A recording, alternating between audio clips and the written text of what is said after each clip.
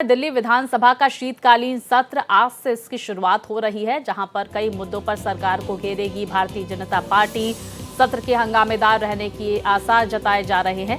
तो इस सरकार के गठन का ये अंतिम विधानसभा सत्र होगा, क्योंकि फरवरी महीने में आम चुनाव होने हैं। तो सत्र के हंगामेदार रहने के भी आसार जताए जा रहे हैं, क्योंकि लगातार तमाम मुद्दों को लेकर भारतीय जनता पार्टी हमलावर नजर आएगी आज, जिसको लेकर रणनीति बीजेपी की तरफ से बना ली गई है। विपक्ष की भूमिका में है दिल्ली में बीजेपी, वहीं आम आदमी पार्टी सरकार के आज से ये जो शीतकालीन सत्र है उसकी कार्यवाही शुरू होगी। आम आदमी पार्टी सरकार को घेरने की रणनीति विपक्ष यानी कि भारतीय जनता पार्टी ने बना ली है और सत्र के हंगामेदार रहने के आसार भी जताए जा रहे हैं।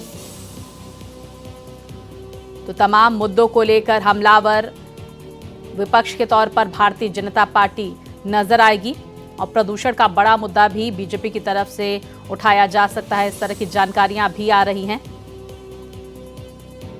हालांकि अरविंद केजरीवाल की तरफ से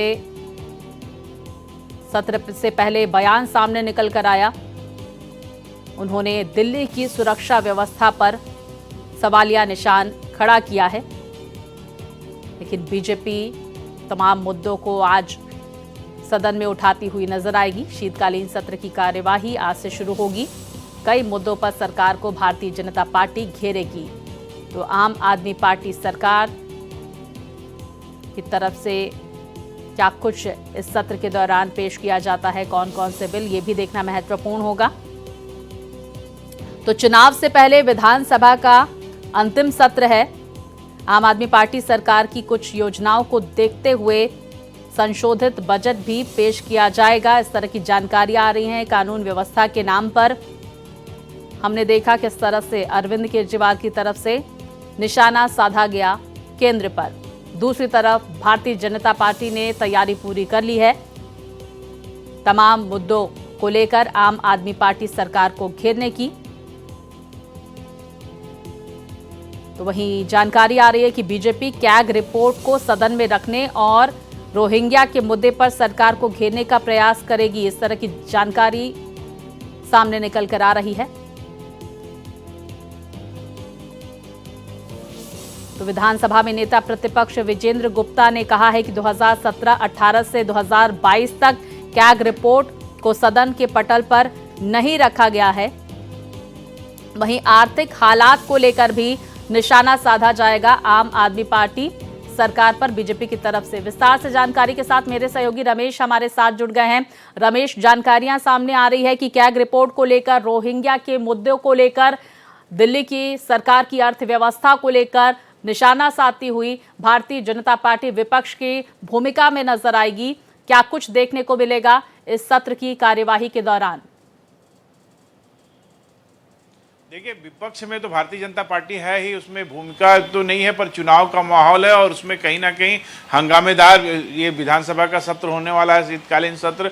देखना होगा किन किन मुद्दों पे हंगामा होता है, चाहे रोहिंग्या का मुद्दा हो, चाहे दिल्ली में जिस तरह से प्रदूषण का मुद्दा है, दिल्ली में सफाई का मुद्दा है। तमाम वो मुद्दे हैं जो दिल्ली सरकार को घेरने की कोशिश करेंगे। वो भारतीय जनता पार्टी के विधायक अब उसको लेके उठाएंगे मुद्दा। देखना होगा कि कौन कौन से बिल पास होते हैं, क्योंकि चुनावी ये फरवरी में चुनाव होना है और कुछ महीने ही बचे हैं। तो उसमें सरकार क्या करती है वो ज़्यादा महत्वपूर्ण होगा। जनता को क्या क्या फ़ायदा देती है, जनता को क्या क्या सुविधाएं देती है, वो महत्वपूर्ण होगा। और देखना होगा कि सत्र कैसे चलता है। रमेश, लेकिन देखिए जानकारियां ये आ रही हैं कि बीजेपी इस बात पर आम आदमी पार्टी सरकार को घेरेगी कि ये सरकार का खजाना खाली हो चुका है, लेकिन फ्रीबीज की सुविधाएं लगातार जिसको लेकर दावे और अनाउंसमेंट किए जा रहे हैं। दूसरी तरफ प्रदूषण, आपने जिस बात का जिक्र किया, एक बड़ा मुद्दा हो सकता है, लेकिन अरविंद केजरीवाल ने सत्र से पहले कानून व्यवस्था को लेकर केंद्र सरकार पर निशाना साधा।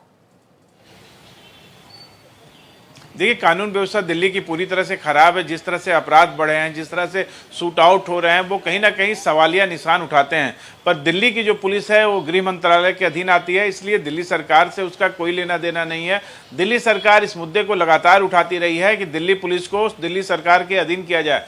पर जितना संवेदनशील है, यहाँ पार्लियामेंट है, राष्ट्रपति आवास है, तमाम महत्वपूर्ण विभाग हैं, इसलिए दिल्ली पुलिस को गृह मंत्रालय ने अपने पास रखा हुआ है।